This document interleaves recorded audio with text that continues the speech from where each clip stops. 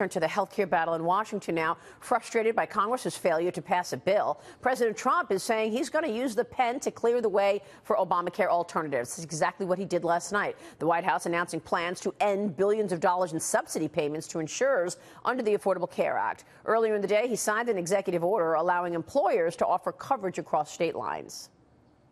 This will allow thousands of small business employers to have the same purchasing power as large employers to get more affordable and generous insurance options for their workers. The president welcomed several small business owners to the White House for yesterday's announcement. Joining us right now is Fast Signs International CEO Catherine Monson. Catherine, good to see you. Thanks so much for joining us. Thank you for having me, Maria. I'm honored to be here. I saw you yesterday in that shot. You were right next to the president during his speech. Tell us about how Fast Signs, your company, is going to be benefiting from these changes. Well, Fast Signs is the largest signage and visual graphics franchisor. We have over 660 locations, 590 in the United States. And each is a small business owner. They each own their own business, average 10 employees.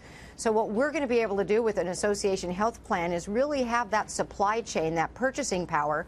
And rather than having a franchisee try to get insurance, a group insurance for one location with 10 employees, now we can take those 590 locations, each with 10 employees, and pool our resources and get a better price for 6,000 of our franchisees' employees. So it's really taking that franchise business model and the power of purchasing power and supply chain and bringing it to the advantage of our franchisees, and more importantly, to the advantage of their employees, really bringing quality, affordable health insurance to their employees. And you're a small business, so it's got to be that health care was one of the biggest costs for you, or is the biggest cost for you. Is that right?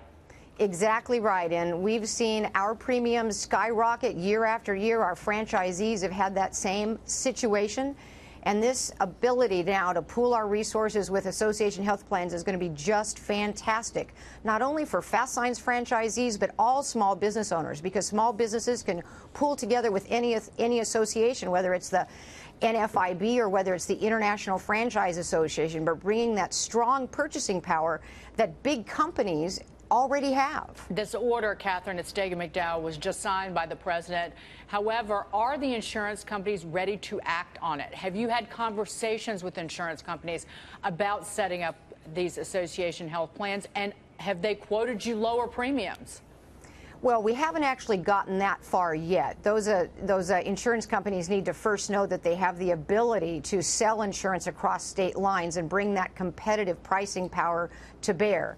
I'm going to guess there are some insurance companies that would prefer that this didn't happen because they like to have that higher margin, more expensive insurance for small companies. But we need to bring this fairness to small companies that big companies already have.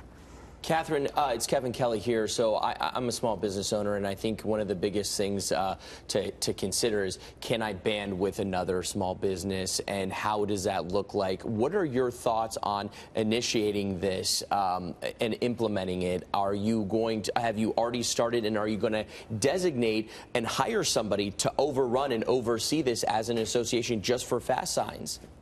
Well, we would look at it lots of different ways. One would be in a health plan just for Fast Signs franchisees. But if you think about the power of pooling small businesses together, probably even better prices could come if we had an International Franchise Association plan.